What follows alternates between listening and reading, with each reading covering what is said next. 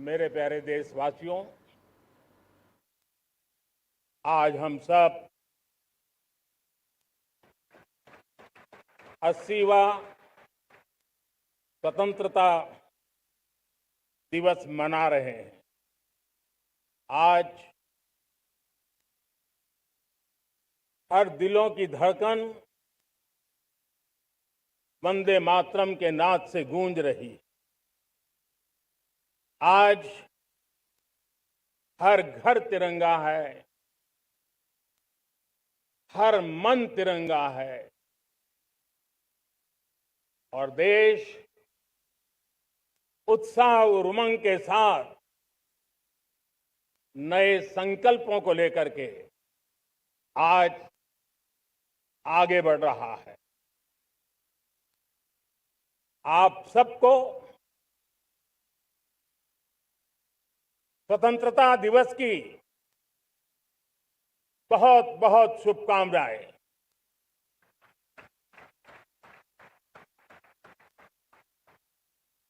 देश आज उन महान सपूतों का पुण्य स्मरण करती है जिन्होंने देश की आजादी के लिए त्याग बलिदान की पराकाष्ठा की। अपने तप, त्याग और बलिदान से आजादी के एकमात्र लक्ष्य को लेकर के अपनी पूरी जिंदगी खपा दी। पूज्य बापू समेत सभी स्वातंत्र्य सेनानियों को बलिदान की महान परंपरा जगाने वाले महान क्रांतिकारियों को आज मैं श्रद्धापूर्वक नमन करता हूं।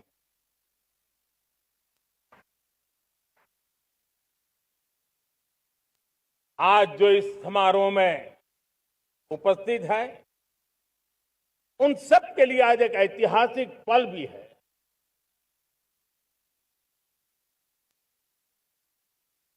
आजादी के बाद 15 अगस्त को लाल किले पर पहली बार वंदे मातरम गूंज रहा है।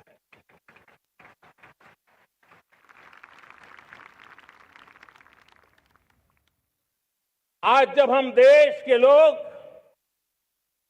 वंदे मातरम के 150 वर्ष मना रहे हैं तो इससे बड़ा उत्तम अवसर क्या हो सकता है।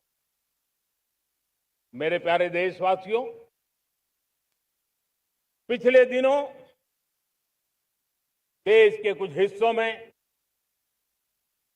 बाढ़ का प्रकोप रहा, भूस्खलन का प्रकोप रहा, अनेक परिवार प्रभावित हुए। उनके दुख दर्द को हम भली भांति अनुभव करते हैं। पीड़ित परिवारों को मैं विश्वास दिलाता हूं कि हम और पूरा देश उनके साथ खड़े हैं। मेरे प्यारे देशवासियों, कोई भी राष्ट्र तब महान बनता है, तब अपनी सिद्धियों को प्राप्त करता है जब अपने सपनों, अपने संकल्पों और अपने सामर्थ्य के दम पर आगे बढ़ता है। मेरे देशवासियों, अब छोटे सपनों से चलने वाला नहीं। हमें बड़े सपने, क्योंकि बड़े सपने हमारी सोच को भी विस्तार देते हैं, हमारी सोच की क्षितिज को विस्तृत करते हैं। हमारे संकल्प दृढ़ होने चाहिए, जब संकल्प दृढ़ होता है तो कठिनाइयों से, आपदाओं के बीच से रास्ते निकालने का सामर्थ्य अपने आप उभर करके आता है।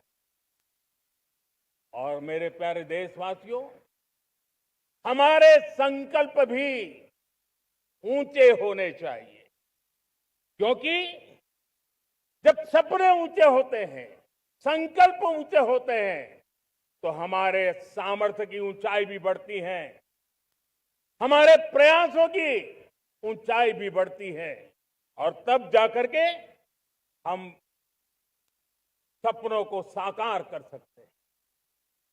मेरे प्यारे देशवासियों, आज भारत ने भी एक बहुत बड़ा सपना देखा है, दृढ़ संकल्प के साथ देखा है, नई ऊंचाइयों को छूने के लिए देखा है। और वो सपना है, जब आजादी के 100 साल होंगे, 2047 में हम विकसित भारत बना के रहेंगे। 140 करोड़ देशवासियों के पुरुषार्थ से इस लक्ष्य को हमें हासिल करना है। और जब दुनिया की सबसे बड़ी आबादी वाला देश विकसित होने का संकल्प लेता है, तो ये दुनिया की नजरों में भी हमारे साहस का परिचायक बन जाता है। दुनिया हमारी तरफ देखने का नजरिया बदलने के लिए मजबूर हो जाती है। प्यारे देशवासियों, और मैं ऐसे ही नहीं कह रहा हूं, पिछले 12 वर्ष में देश के कोटि कोटि नागरिकों ने, दलित हो, पीड़ित हो, वंचित हो, आदिवासी हो, गांव में रहने वाला हो, शहर में रहने वाला हो, गरीब हो, मध्यम वर्ग का हो, युवा हो, बुजुर्ग हो, नारी हो, पुरुष हो, उत्तर हो, दक्षिण हो, पूर्व हो, पश्चिम हो, हर किसी ने पिछले 12 साल में एक संकल्प के साथ, समर्पण के साथ देश को नई ऊंचाइयों पर ले जाने में हर प्रकार से प्रयास किया है। मैं उनके इस प्रयासों का आदरपूर्वक स्वीकार करता, और उसी का परिणाम है कि इतने कम समय में 25 करोड़ देशवासी गरीबी को परास्त करके गरीबी से बाहर निकले हैं। इन्हीं देशवासियों का प्रयास का परिणाम है कि हम कभी फ्रेजाइल 5 में गिरे जाते थे। 12 साल के भीतर भीतर हम एक मेजर इकोनॉमी में फास्टेस्ट ग्रोइंग इकोनॉमी बन गए हैं। साथियों, देश आजाद हुआ, बहुत सारे सपने लेकर के आजाद हुआ, लेकिन हम गति नहीं पकड़ पाए, रफ्तार नहीं पकड़ पाए।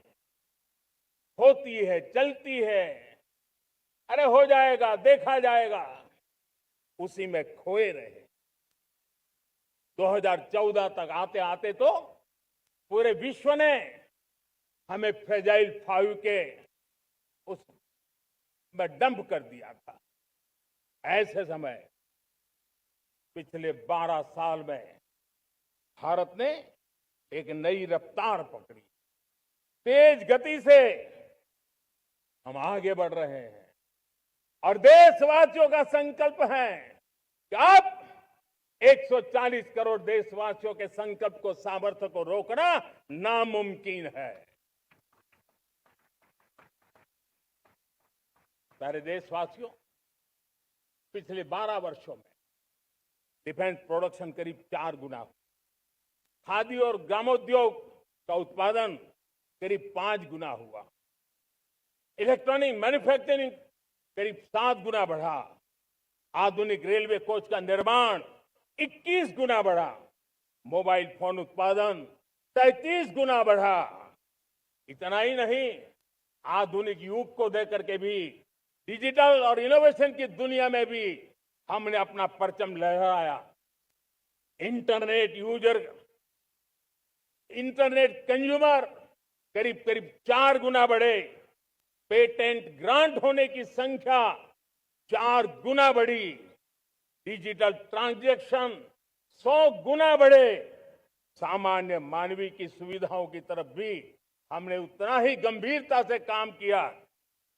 हर साल औसतन 15 गुना ज्यादा तेजी से हमने नल से जल कनेक्शन दिए। हर साल औसतन 6 गुनी ज्यादा रफ्तार से लोगों को गैस कनेक्शन दिए।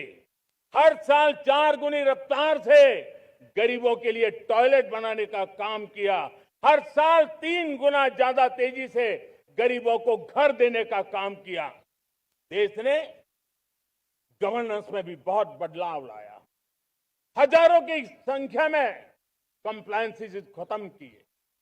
सैकड़ों की तादाद में पुराने कानून खत्म किए। पिछली शताब्दी के कानूनों से 21वीं शताब्दी की मार्च नहीं हो सकती। हमने आधुनिक इंफ्रास्ट्रक्चर के लिए मेट्रो का विस्तार किया। हमने पब्लिक ट्रांसपोर्ट को ताकत दी। जिस स्पीड से काम, जिस स्केल पर काम किया, ये सब, ये रफ्तार, ये विस्तार, ये अचीवमेंट आजादी के बाद पहली बार पिछले 1 दशक ने देखा है। और जब इतनी सारी सिद्धियां हमारे सामने हो, इतनी तेज गति दिखाई देती हो, देशवासियों का सामर्थ्य पल पल प्रकट होता है, तब तो 2047 में विकसित भारत बनने का संकल्प कभी भी अधूरा नहीं रह सकता है। ये सारे आंकड़े इस बात की गवाही देते हैं कि हम आगे बढ़ने वाले हैं, मेरे प्यारे देशवासियों। लेकिन उसके लिए आत्मविश्वास की जरूरत होती है, आत्मगौरव की जरूरत होती है, और साथ साथ आत्मनिर्भर भारत होना भी बहुत जरूरी होता है। और इसलिए बीते वर्षों में हमारा कन्विक्शन रहा है कि भारत को हमें अब दूसरे देशों पर निर्भर रह करके नहीं जीना चाहिए। हमें आत्मनिर्भर बनना चाहिए। दुनिया में बहुत कुछ मिलता है, सस्ता मिलता है, जल्दी मिल सकता है, लेकिन उससे हमारा सामर्थ्य तैयार नहीं होता, न हमारे सामर्थ्य की कसौटी होती है। और इसलिए हमें भी अपनी क्षमताओं को बढ़ाना है। अपने हितों की सुरक्षा हमें खुद को करनी है। और इसलिए आत्मनिर्भर भारत का संकल्प बहुत दृढ़ता के साथ हम लेकर के आगे बढ़ रहे हैं। मेक इन इंडिया, स्वदेशी, वोकल फॉर लोकल, इन सारे क्षेत्रों में आज हर भारतीय का मन जुड़ रहा है। मेरे प्यारे देशवासियों, मैं आपको एक उदाहरण देता हूं सेमीकंडक्टर का। देश आजाद होने के बाद विश्व में तो सेमीकंडक्टर की चर्चा हो चुकी थी, हमारे यहां भी बातें होती थी, लेकिन सेमीकंडक्टर का कोई बड़ा प्लान हम आगे नहीं बढ़ा पाए। और आज स्थिति क्या है? आज की डिजिटल दुनिया में, आज की टेक्नोलॉजी में चिप का महात्म्य हम समझते हैं। कोई भी इलेक्ट्रॉनिक गुड्स होगा, हमारे मेडिकल इक्विपमेंट होंगे, हमारे ट्रांसपोर्ट के रास्ते होंगे, हर किसी में चिप अनिवार्य है। और इस चिप के बिना दुनिया थम जाए ऐसी स्थिति पैदा हो जाए। और इसलिए भारत ने आत्मनिर्भर होने की दिशा में अपना सेमीकंडक्टर प्लांट, बड़ा सेमीकंडक्टर प्लांट, 3 सेमीकंडक्टर प्लांट शुरू हो चुके और मुझे बताया गया है कि वहां जो प्रोडक्शन हो रहा है वो एक्सपोर्ट होना शुरू हो चुका है। और मैं देशवासियों को कहना चाहता हूं, आने वाले 7-8 वर्ष में और 5, 7 या 8 सेमीकंडक्टर प्लांट बहुत ही जल्द शुरू होने वाले। ये आत्मनिर्भर भारत हमें विकसित भारत की दिशा में जाने का महामार्ग देती। मेरे प्यारे देशवासियों, वैसी एक चर्चा क्रिटिकल मिनरल की हो रही है। पूरी टेक्नोलॉजी क्रिटिकल मिनरल पर निर्भर है। भारत इसमें भी अपने आप को सुरक्षित करने में जुटा हुआ है। क्रिटिकल मिनरल का लक्ष्य साझा किया जाए। नेशनल क्रिटिकल मिनरल ये हमने लॉन्च किया। बजट में क्रिटिकल मिनरल कॉरिडोर की हमने घोषणा की है। कई देशों के साथ एग्रीमेंट हो रहे हैं। विश्व के कई देश अब इस क्रिटिकल मिनरल के विषय में भारत के पर भरोसा करने लगे हैं। मेरे प्यारे देशवासियों, जैसे सेमीकंडक्टर की बात हो, क्रिटिकल मिनरल की बात हो, वैसे ही जिस टेक्नोलॉजी की दिशा में हम जा रहे हैं, दुनिया जा रही है, उसमें एनर्जी का महत्व और बढ़ता चला जा रहा है। अब एनर्जी के बिना भी नई दुनिया को चलाना मुश्किल है और इसलिए हमें चिप हो, एआई हो, डेटा सेंटर हो, हमें बहुत बड़ी मात्रा में बिजली की जरूरत होगी। एनर्जी सिक्योरिटी ये हमारे समय की मांग है और इसलिए हमने पहले से ही उस दिशा में एक के बाद एक मजबूत कदम उठाए हैं। एनर्जी सिक्योरिटी का एक बड़ा माध्यम है परमाणु ऊर्जा, न्यूक्लियर एनर्जी। हमने पार्लियामेंट में शांति एक्ट पास कर करके एक नए लक्ष्य तरफ जाने का रास्ता तय कर लिया है। 2047 तक हम 100 गीगावाट न्यूक्लियर पावर का लक्ष्य लेकर के चल रहे हैं। इसी एक दशक में हम 5 नए न्यूक्लियर रिएक्टर शुरू करने का लक्ष्य लेकर के चल रहे हैं। इस वर्ष भारत ने फास्ट ब्रीडर न्यूक्लियर टेक्नोलॉजी में महारत हासिल करके एक अहम पड़ाव पार किया है और उसके कारण परमाणु ईंधन में आत्मनिर्भर बनने की दिशा में हमें एक बहुत बड़ा सफलता का कदम हमने रखा है। मेरे प्यारे देशवासियों, कई बार संसाधनों की कमी के कारण देश रुकता नहीं है, लेकिन रुकने का कारण सोच की सीमाएं होती हैं। जब सोच बंध जाती है, सीमाओं में सड़ने लग जाती है, तब हम अपने सामर्थ्य को भी पहचान नहीं पाते हैं। देश को आज कच्चे तेल पर निर्भर रहना पड़ रहा है और हमारी गलत सोच के कारण है। आप जान के हैरान हो जाएंगे, हमने समुद्री तट पे 99% हमारा समुद्री तट का पूरा हिस्सा ऐसी सोच के कारण नो गो एरिया घोषित करके रखा था। हमने ही समंदर के अंदर जाकर के एक्सप्लोरेशन न करने का निर्णय कर लिया था। ये सोच का दारिद्र्य था। हमने फैसला किया ये नहीं चल सकता। हमने उस 99% को, जो कभी नो गो एरिया हुआ करते थे, हमने उसको गो एहेड एरिया के रूप में खुला कर दिया है।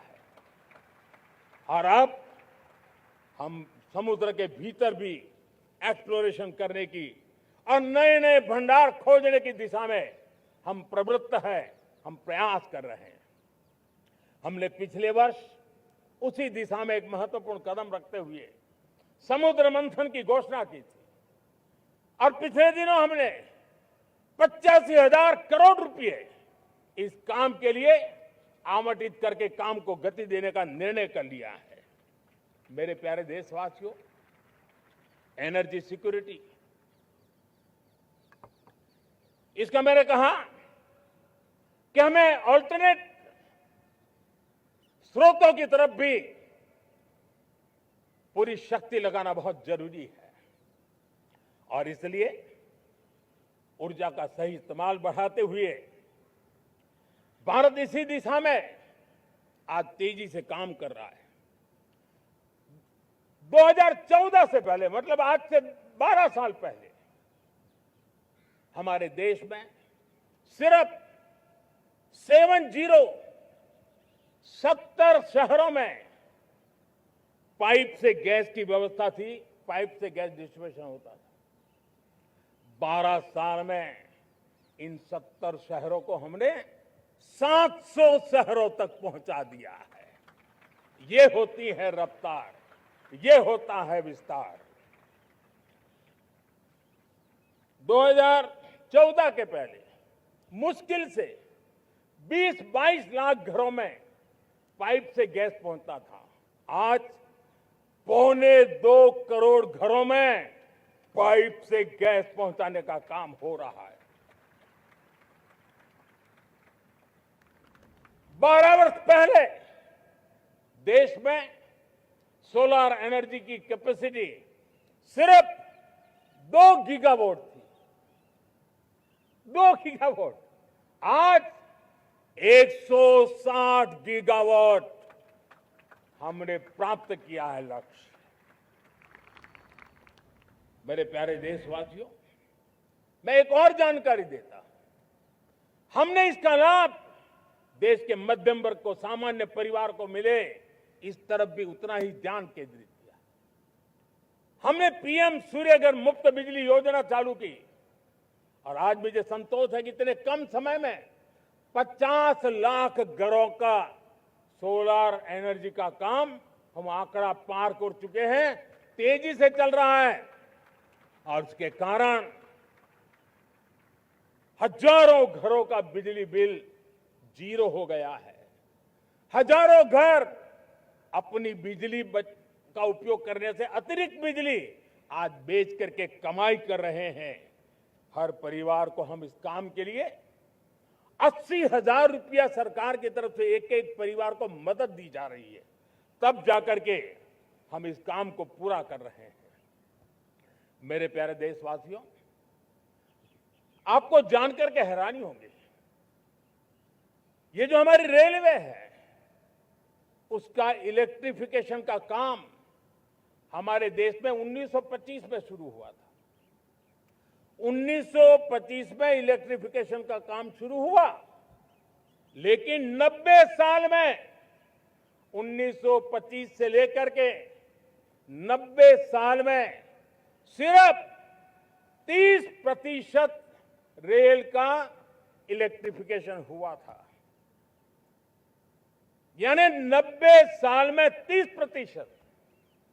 हमारी रफ्तार देखिए, लक्ष्य को पाने के लिए हमारी दौड़ देख लीजिए।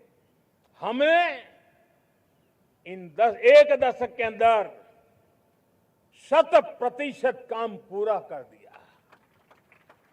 90 साल में 30%, 10 साल में 70%, ये होता है काम। और इसके कारण डीजल जो हमें बाहर से लाना पड़ता है उसकी बचत हुई, बिजली से हमारी ट्रेनें चली, पर्यावरण को फायदा होने लगा। मेरे प्यारे देशवासियों, हम यहां से नहीं रुके हैं, हम दुनिया के अंदर पीछे रहना नहीं चाहते। पिछले दिनों आपने खबर सुनी होगी, भारत ने ईंधन का नया क्षेत्र को भी छू लिया है। देश ने पहली हाइड्रोजन से चलने वाली ट्रेन शुरू कर दी है और मुझे खुशी है ये सबसे लंबी ट्रेन है और सबसे ताकतवर ट्रेन है और दुनिया में हाइड्रोजन ट्रेन के क्षेत्र में भी भारत ने अपना झंडा गाड़ दिया है। प्यारे देशवासियों, पिछले 10-12 साल हम लगातार 2047 के लक्ष्य को पाने के लिए दौड़ रहे हैं, एक के बाद एक सोपान सिद्ध कर रहे हैं।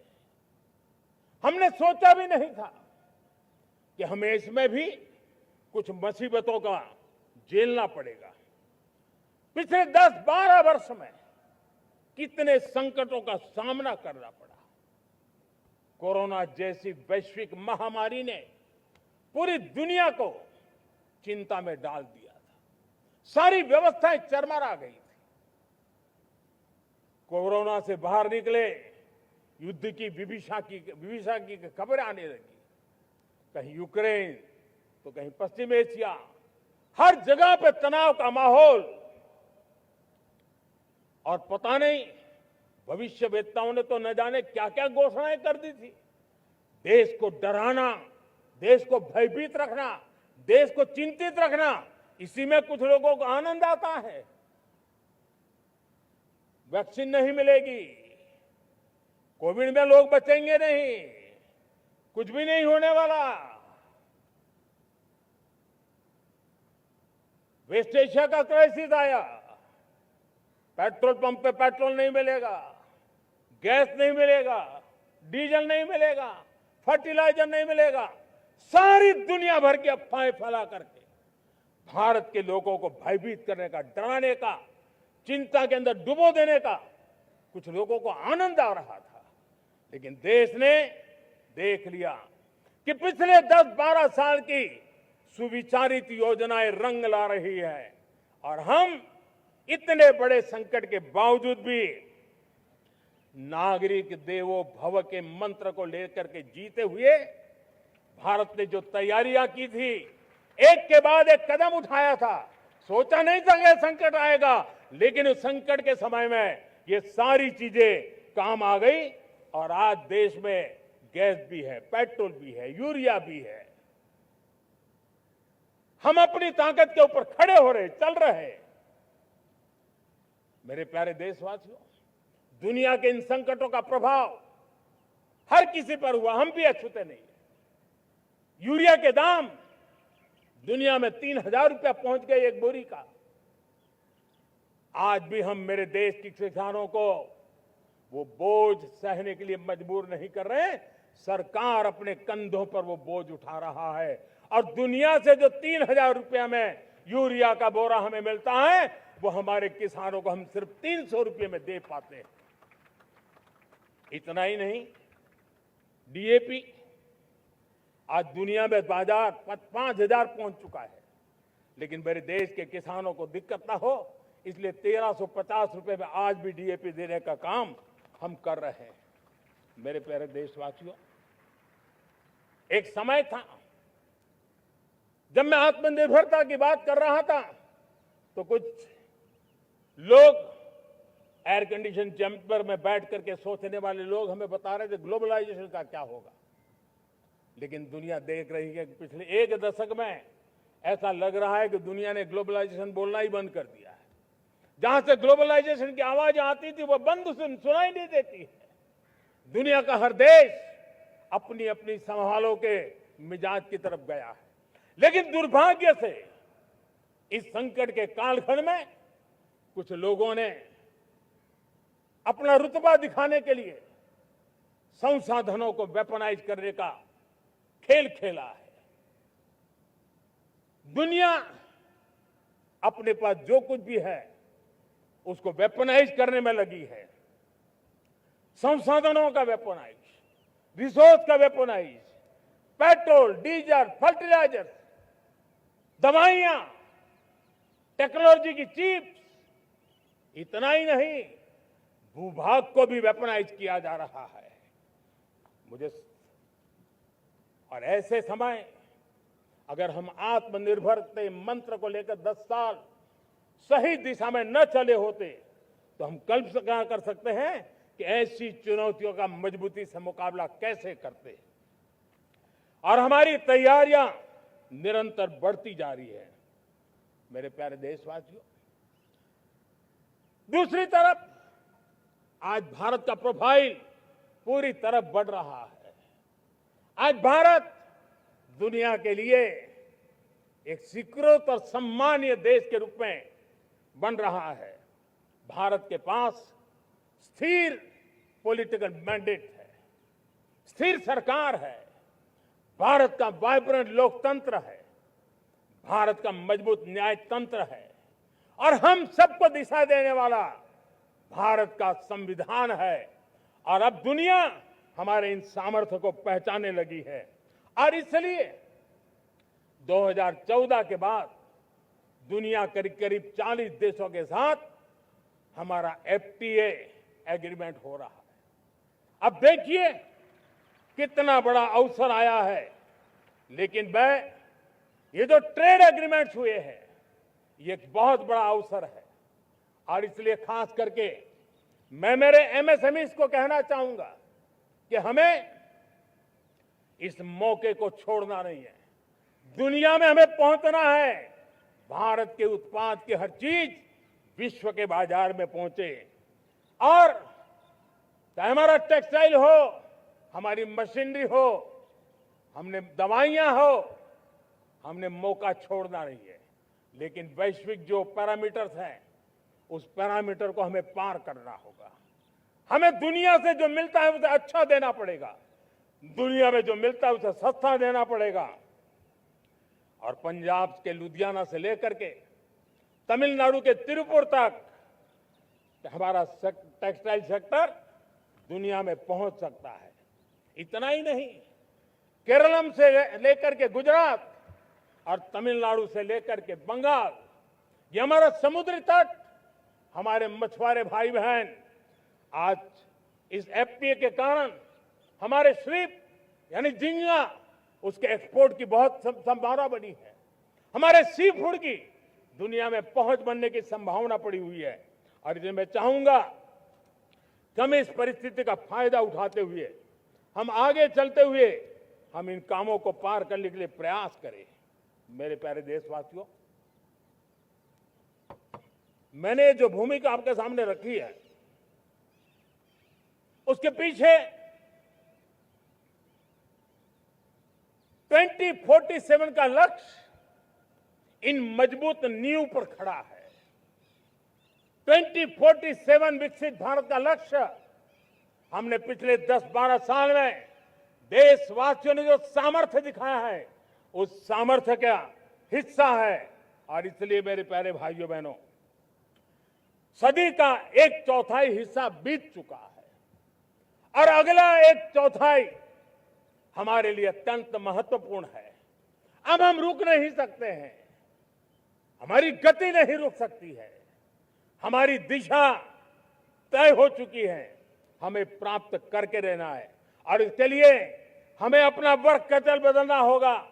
हमारे वर्क कल्चर को बदलते हुए हमें हमारी सोच को भी बदलना होगा, हमें हमारे काम की गति को भी बदलना होगा। जो काम पिछले 5-7 दशक में नहीं हुए हैं वो काम हमें आने वाले 5-7 साल में करने हैं।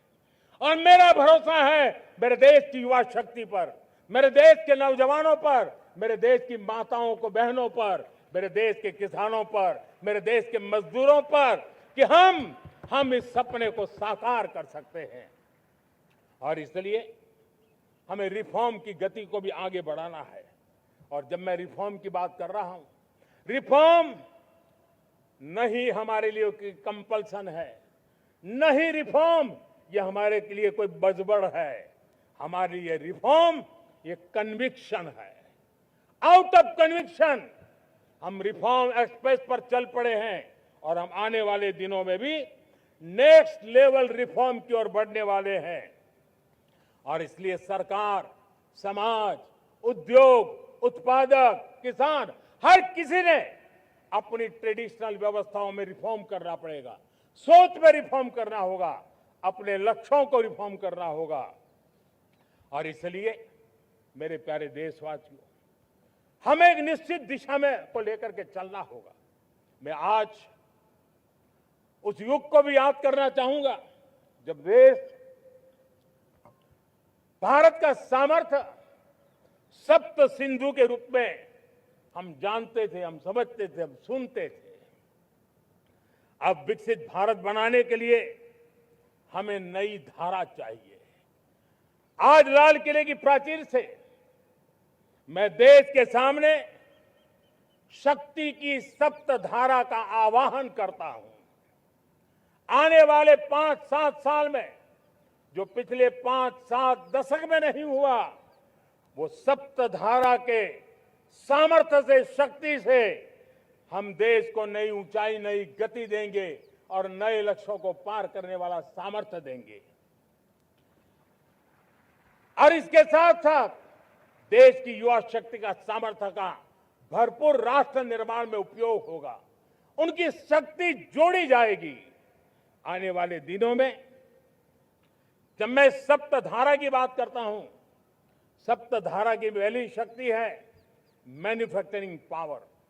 मेरे प्यारे देशवासियों, हमें मैन्युफैक्चरिंग सेक्टर को बहुत आगे बढ़ाना होगा और प्रोडक्शन बढ़ाने के साथ साथ हमें छोटे छोटे पुर्जे भी बनाने हैं और बड़े बड़े प्रोडक्ट भी बनाने हैं। पूरा वैल्यू चेन हमारा होना चाहिए और उसे लेकर के चलना। हमें कंपोनेंट भी चाहिए और हमें कंप्लीट मैन्युफैक्चरिंग भी चाहिए, कंप्लीट प्रोडक्ट भी चाहिए। डिजाइन से लेकर मैन्युफैक्चरिंग तक भारत को ग्लोबल सप्लाई चेन का भरोसामंद केंद्र बनना होगा। इसके लिए मैं 3 चीजों पर विशेष जोर देना चाहता हूं। मैन्युफैक्चरिंग के क्षेत्र में जो मेरे भाई बहन हैं, ये समय का ये अवसर है, इस अवसर को जाने मत दें। और इसके लिए हमें कॉस्ट, क्वालिटी और स्केल, इसके विषय में वैश्विक मानदंडों से खरा उतरना पड़ेगा। हमारी फैक्ट्रीज कॉम्पिटिटिव हो, हमारे प्रोडक्ट्स यूजर फ्रेंडली हो, हमारा पैकेजिंग दुनिया के लोगों को लुभावने वाला हो, आकर्षित करने वाला हो, हमारा जीरो डिफेक्ट प्रिसिजन मैन्युफैक्चरिंग, ये हमारी पहचान बनना चाहिए। हर मैन्युफैक्चरर, हर एंटरप्रेन्योर, हर एमएसएमई से मैं कहना चाहता हूं, ग्लोबल मार्केट में हमारी पहचान विश्वसनीयता और गुणवत्ता के आधार पर होनी चाहिए। क्वालिटी के संबंध में नो कॉम्प्रोमाइज, और इसलिए हमारा मंत्र क्वालिटी, क्वालिटी, क्वालिटी होना चाहिए। यही हमारा ग्लोबल ब्रांड वैल्यू बनेगा। मेरे प्यारे देशवासियों, इस सप्तधारा की दूसरी शक्ति है कृषि और फूड प्रोडक्शन, फूड प्रोसेसिंग। हमें इस दिशा में आगे बढ़ना होगा। हमारे किसानों ने, अब दुनिया के बाजार खुल चुके हैं, एफपीए के कारण हमें एक बहुत बड़ा मार्केट मिल रहा है। हमें वहां पहुंचना है, हमें उस जगह को हाथ लगाना है। हमें खेत से लेकर एक्सपोर्ट मार्केट की ओर जाना होगा।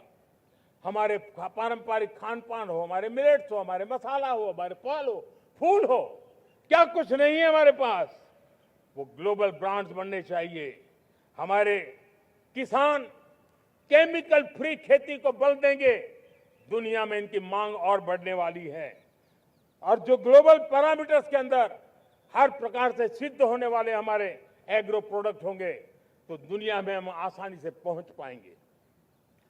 मेरी सप्तधारा की तीसरी शक्ति है टेक्नोलॉजी और इनोवेशन।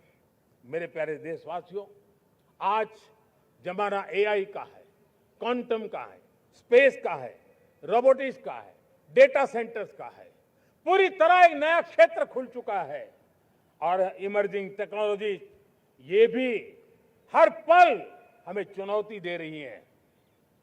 और इसलिए देश को दुनिया के लिए मार्केट नहीं बना देना, हमें इनोवेशन का हब बनना है। हमने यूपीआई और डिजिटल पब्लिक इंफ्रास्ट्रक्चर में लोहा मनवा लिया है, हमारी ताकत का परिचय करवा दिया है। अब भारत को डिजिटल पब्लिक टेक्नोलॉजीज उसको भी दुनिया के कोने कोने तक पहुंचाना है। भारत को नेक्स्ट जनरेशन कम्युनिकेशन टेक्नोलॉजी में लीड करना है। मेड इन इंडिया 6G हर कोने में पहुंचे, ये हमारा लक्ष्य होना चाहिए और हमें उसमें तेजी करनी चाहिए और इसके लिए हमारा प्रयास कम नहीं होना चाहिए। सप्तधारा की चौथी शक्ति है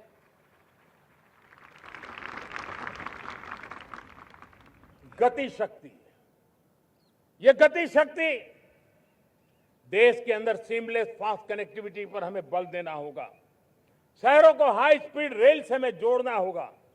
मॉडर्न हाईवे चाहिए, इनलैंड वाटरवेज चाहिए, एयरपोर्ट चाहिए, मल्टी मॉडल लॉजिस्टिक की व्यवस्था चाहिए। हमें पोर्ट्स को सिर्फ सामान उतारना चढ़ाने की जगह नहीं, दुनिया के शिप्स आकर के लंगर हो जाए इतना नहीं, हमें हमारे पोर्ट्स को पोर्ट लेड डेवलपमेंट ग्रोथ की दिशा में हमें आगे बढ़ना होगा। हमारी पांचवी शक्ति है सप्तधारा की, वो है रक्षा शक्ति। और ये रक्षा शक्ति का महत्व हर प्रकार से है। मेरे प्यारे देशवासियों, डिफेंस में आत्मनिर्भर होना अब भारत ने अनुभव कर लिया, दुनिया ने अनुभव कर लिया है, इसके बिना कोई चारा नहीं है। विश्व जब अपनी अपनी ही सोच रहा है, तब भारत विश्व के लिए बाजार बन करके नहीं रह सकता है। हमें डिफेंस के क्षेत्र में आत्मनिर्भर होना होगा। Next generation defence technology develop करके हमें ग्लोबल सप्लायर बनने की दिशा में हमें लक्ष्य लेकर के चलना है। हमें ड्रोन, काउंटर ड्रोन सिस्टम को विकसित करना होगा और हाइपरसोनिक डिफेंस टेक्नोलॉजीज, उस पर हमें लीडरशिप लेनी होगी। साथियों, साइबर सुरक्षा भी आज हर घर के लिए एक समस्या बन रही है।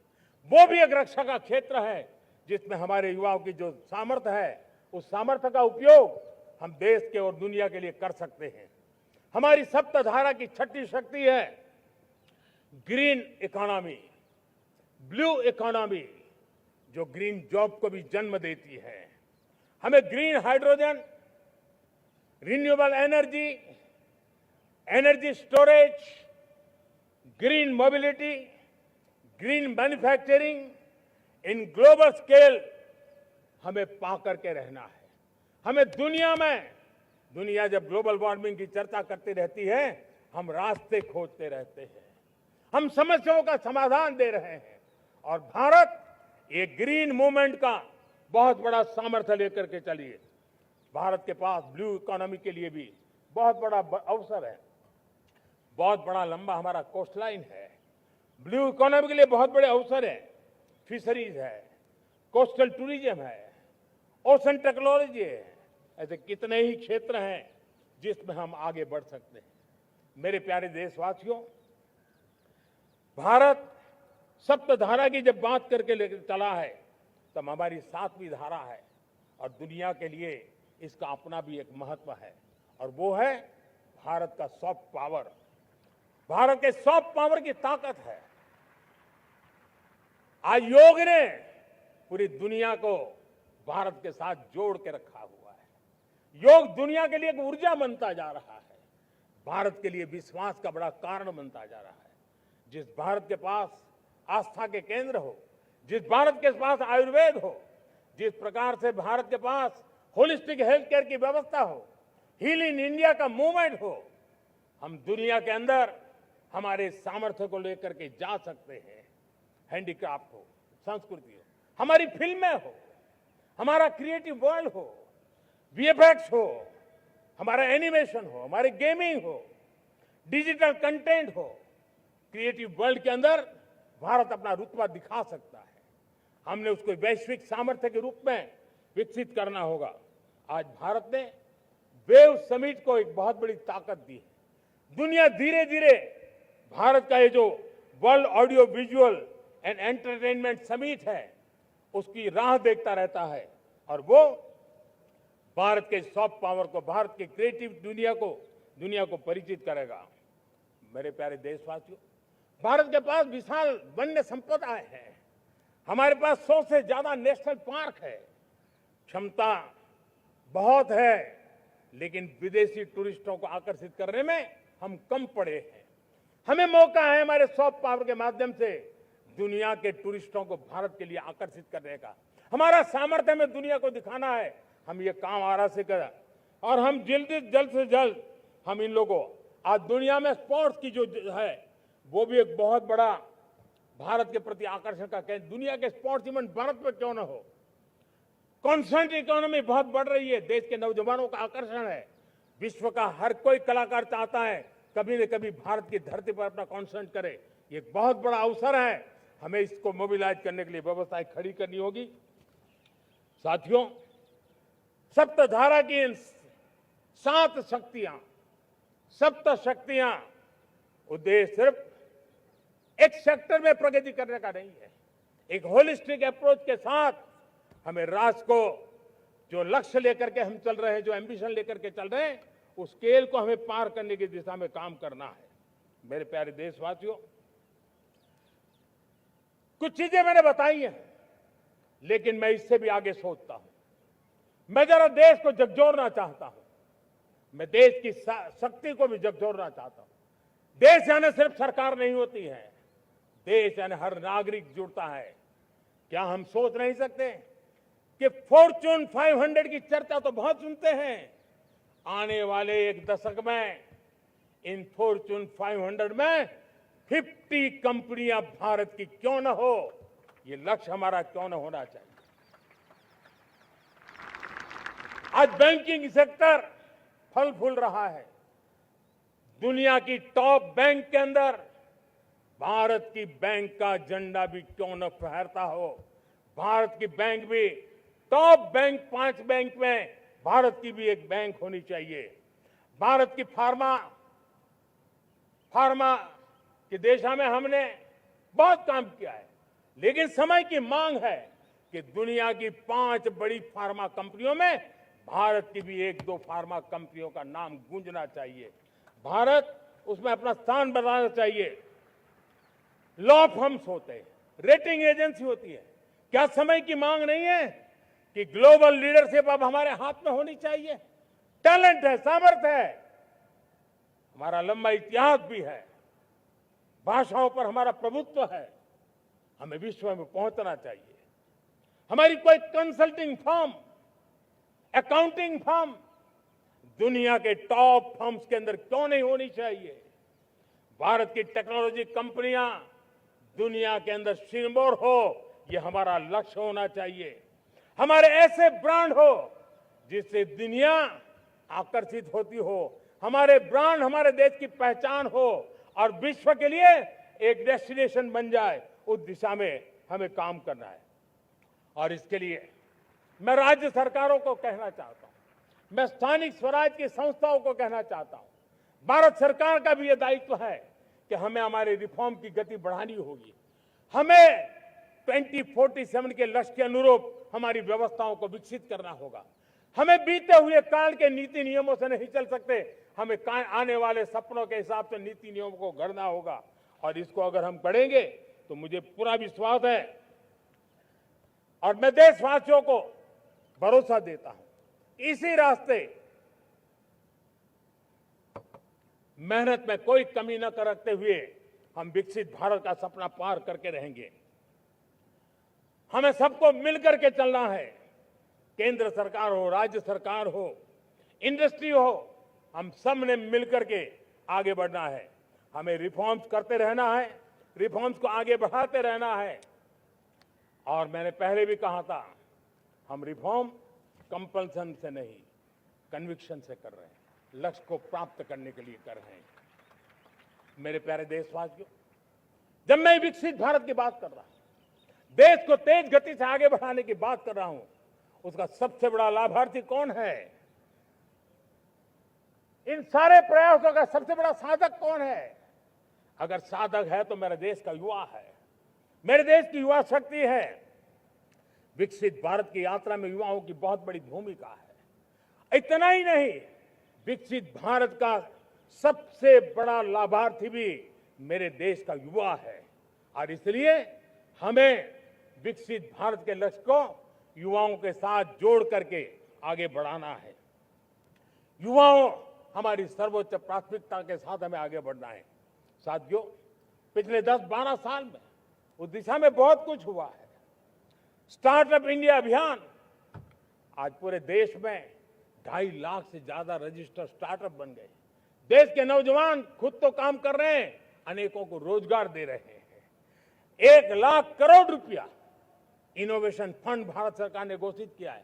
मैं देश को, नौजवानों को कहना चाहता हूं, आप अपने सपनों को लेकर के आइए, संसाधनों की कमी नहीं रहने देंगे। 1 लाख करोड़ रुपया आपके दिल दिमाग को सामर्थ्य देने का एक व्यवस्था हमने कर दी है। रिसर्च के नए अवसर मिले, डिजिटल इंडिया के नए सस्ते डेटा, ये युवाओं को सशक्त किया। दुनिया में सस्ता डेटा कहीं है तो भारत की धरती पर है, और देश के नौजवानों को नई ताकत दी है। स्किल इंडिया हमने नेशनल प्रोग्राम बनाया है। स्पेस सेक्टर को हमने ओपन कर दिया। नेशनल ड्रोन पॉलिसी हमने बनाई है। खेलो इंडिया पॉलिसी बनाई है। 35 वर्षों तक एजुकेशन पॉलिसी नहीं थी, नई एजुकेशन पॉलिसी लेकर के आए हैं, और इसका फायदा मिडिल क्लास के परिवारों को हुआ है। साथियों, 2004 से 14 आंकड़ा मुझे देना चाहिए आपको। 2004 से 14 हमारे देश में 350 से भी कम यूनिवर्सिटी थी, और आज 10-12 साल के भीतर भीतर करीब 650 नई यूनिवर्सिटी जुड़ चुकी है। करीब 1000 का आंकड़ा हम पहुंच रहे हैं। 2014 के पहले मेडिकल की सिर्फ 400 सीटें हुआ करती थी, आज करीब 850 सीटें मेडिकल की हो रही है। इतना ही नहीं, अब विदेशी यूनिवर्सिटी भी भारत की धरती पर आ रही है। भारत के अंदर विदेशी यूनिवर्सिटी की डिग्री मेरे नौजवान को मिले, इसका प्रबंध भी हो चुका है। हमारे देश के युवा मन बचपन से ही टेक्नोलॉजी की तरफ आकर्षित हो, उस दिशा में हम काम कर रहे हैं, और इसलिए हमने करीब 10,000 से अधिक अटल टिंकरिंग लैब छोटे छोटे बच्चों के हवाले कर दी है, ताकि उनका इनोवेशन और टेक्नोलॉजी के अंदर उनका मन बने। 12 वर्ष युवा, हमने अनेक रास्ते खोले। हम स्टार्टअप ओपन कर दिया। आपने देखा होगा, भारत के प्राइवेट स्टार्टअप 28 साल की एवरेज उम्र के बच्चों ने, नौजवानों ने दुनिया में पहले ही ट्रायल में अपना सैटेलाइट लॉन्च कर दिया और रॉकेट लॉन्च कर दिया। उन्होंने बहुत बड़ा काम कर दिया साथियों। आज करीब 2.5 लाख से ज्यादा रजिस्टर्ड स्टार्टअप है। हमने पिछले दिनों एआई इंपैक्ट समिट किया था। एआई का विस्तार बहुत तेजी से बढ़ रहा है। लाल किले से मैं देश के नौजवानों के लिए घोषणा करना चाहता हूं। हमने तय किया है कि आने वाले 1 वर्ष में 1 करोड़ युवाओं को एआई स्किल के लिए ट्रेनिंग देने का हम काम करेंगे, ताकि हमारा देश का नौजवान एआई की दुनिया में भी नेतृत्व करने का सामर्थ्य। मेरे साथियों, बायो इकोनॉमी एक नया क्षेत्र है। एक समय था 2014 के पहले सिर्फ 60,000 करोड़ रुपए का बायो इकोनॉमी का काम होता था। मेरे देश के नौजवान, आपने क्या कमाल कर दिया है। देखिए, नीतियां जब सही होती है, लक्ष्य जब साफ होता है, तो मेरे देश के नौजवान कैसा करके बायो इकोनॉमी में देश की युवा शक्ति ने सामर्थ्य दिखाया है। 2014 के पहले जो 60,000 करोड़ का कारोबार था, आज वो कारोबार बायो इकोनॉमी 20 लाख करोड़ पहुंच चुकी है। दोस्तों,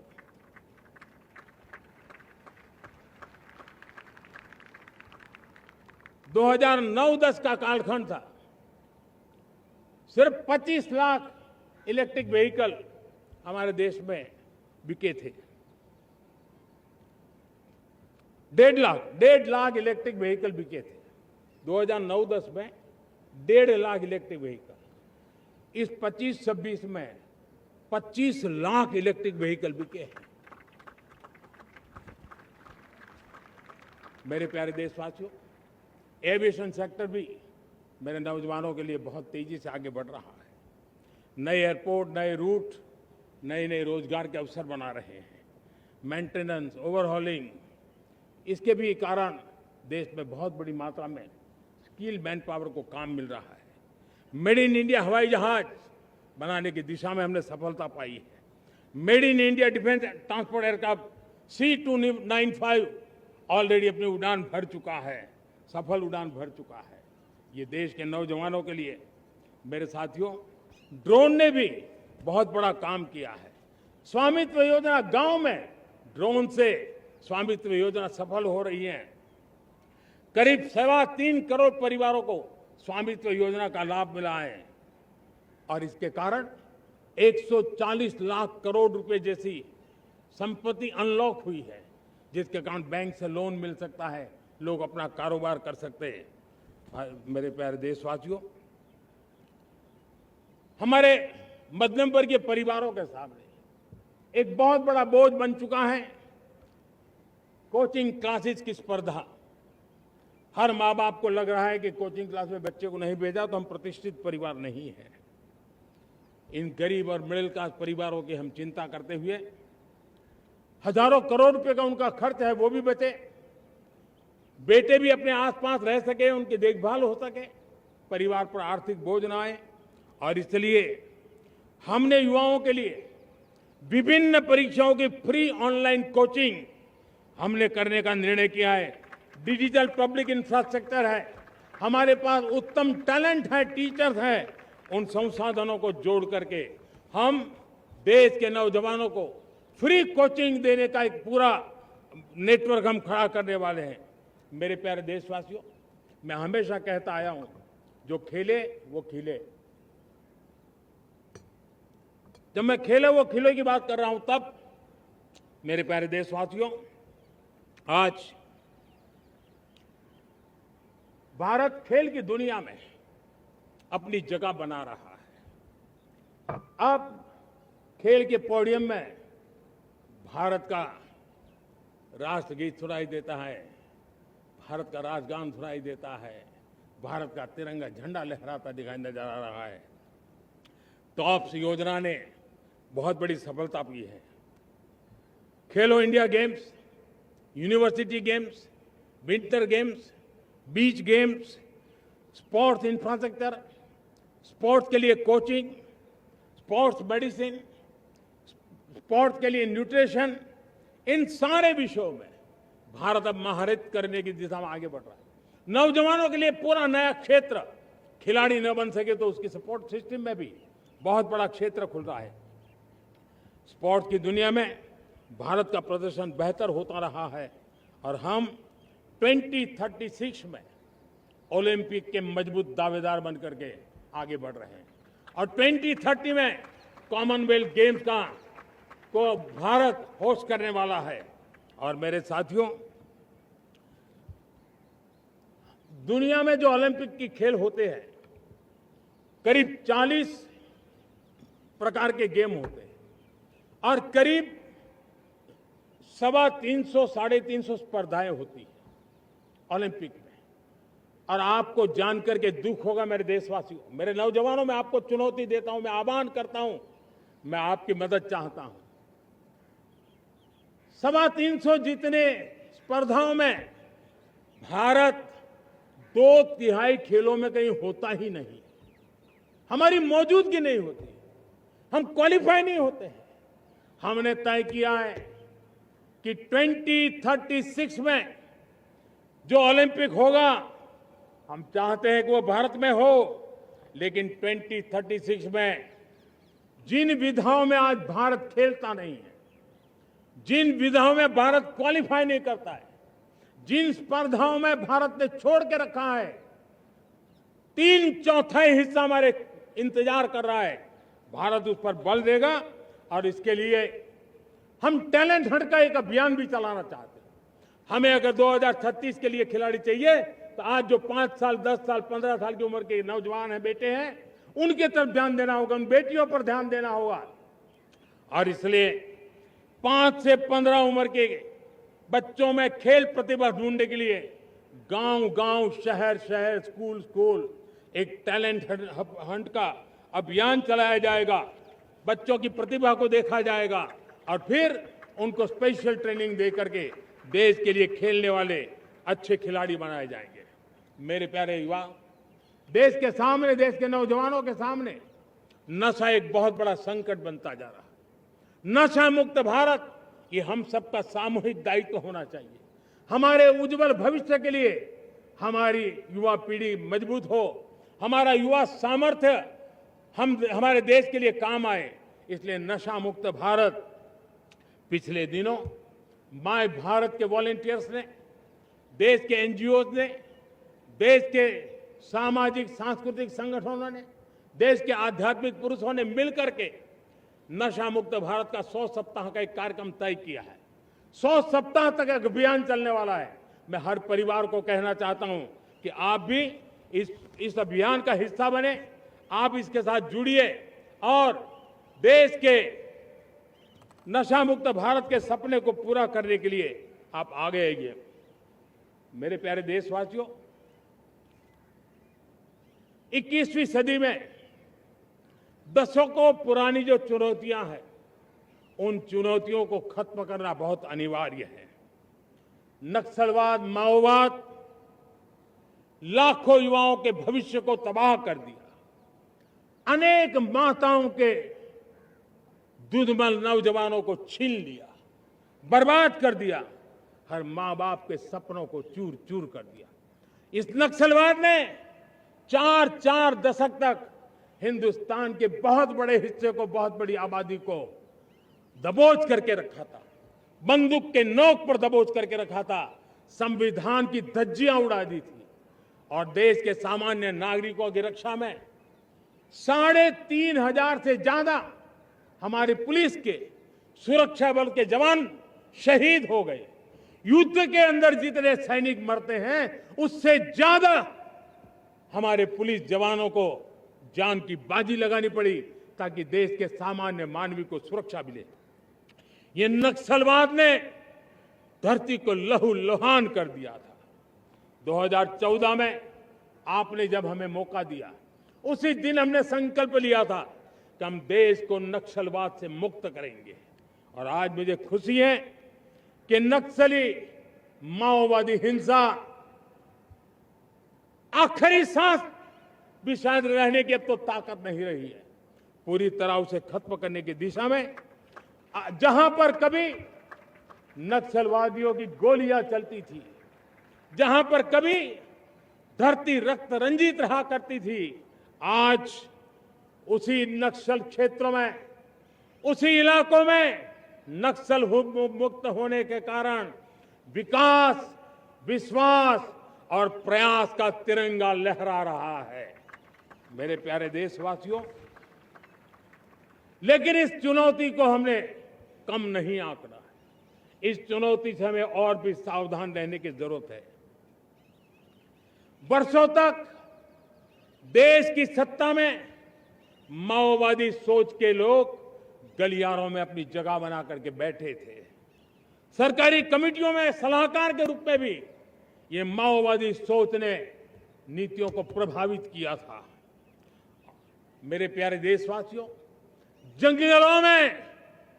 जंगलों में हमें हथियारी नक्सलों का खात्मा बुलाने में, उस संकट से देश को मुक्त कराने में सफलता मिली है।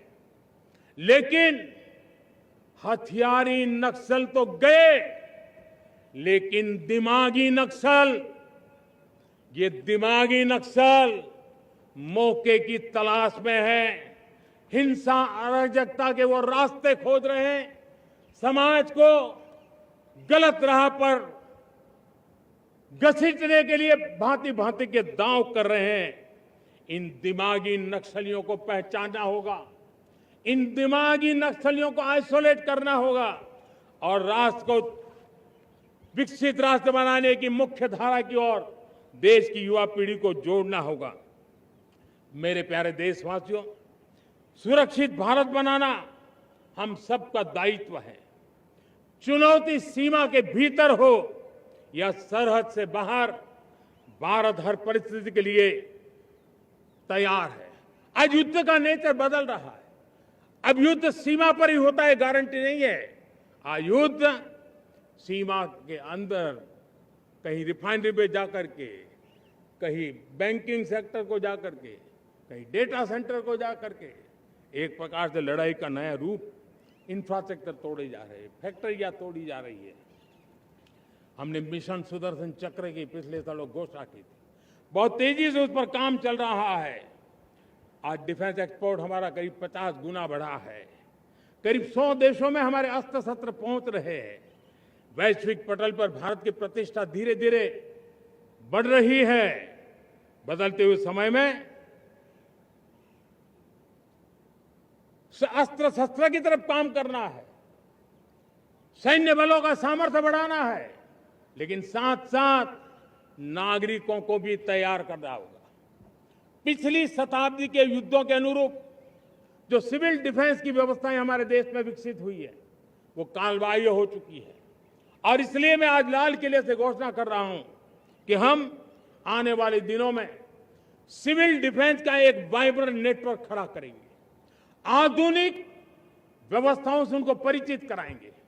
आधुनिक संकटों से नागरिकों को रक्षा करने की क्या व्यवस्था हो सकती है, एक बहुत बड़ा वॉलेंटरी फोर्स सिविल डिफेंस का आधुनिक चुनौतियों को पार करने वाला हम बनाने वाले हैं। मेरे प्यारे देशवासियों, राष्ट्र के निर्माण में आज हमारी बहनों बेटियों का योगदान हम सब के लिए बहुत बड़ा प्रेरणा का कारण बना हुआ है।